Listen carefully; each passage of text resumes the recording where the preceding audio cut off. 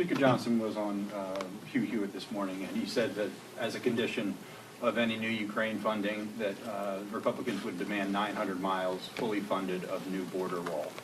Is that, what's your reaction to that? Is that a non-starter, or is there room for some wall construction, new wall construction at the border if you get Ukraine funding out of it? Look, Democrats, time and time again, have come to the table to avoid debt ceilings, have avoided shutdowns, have funded the Department of Homeland Security, have invested in resources for primary barriers as well as secondary barriers down at the border. Those were part of 2019 negotiations that we have had in the past. We believe in the rule of law, and we believe in having secure borders. We want to make sure that we actually implement policy that does that. And that's why we have funded those agencies, and that's why we continue to fund those agencies. Through the National Security Supplemental, President Biden and House Democrats support more resources for Customs and Border Patrol, so we can make sure that we are putting adequate resources into those agencies.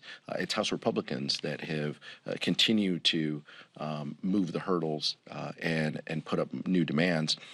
Look, again, this is another example where Republicans just need to get on the same page. Senate Republicans are putting things on the table, and they're having negotiations with their counterparts in the Senate and with the administration. And now you have Speaker Johnson at the 11th hour making new demands within that. So this just seems to be a case where Republicans just aren't on the same page. That doesn't sound like a no from you. It sounds like there is some room, some space there for some compromise on new physical borders at physical structures. Within the Department of Homeland Security budget, there is always a line item for barriers and construction.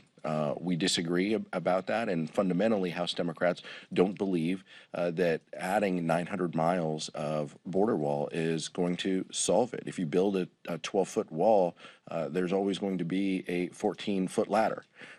So let's have a real solution to this, and we're willing to engage and have discussions about this, but we want to make sure that it meets with our values and that we're funding the right priorities. And time again, House Republicans don't want to fund priorities that will actually solve the issue.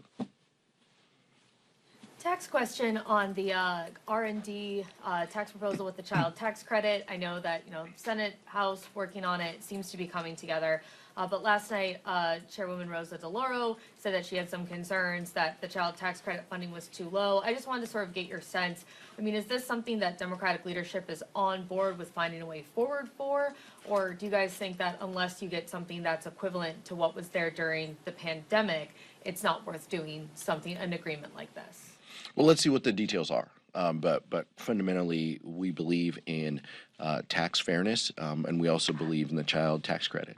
We believe that lifting families out of poverty is a worthy policy goal, and we believe that the policy that we implemented in 2021 did just that. And the metrics are incredibly clear on that.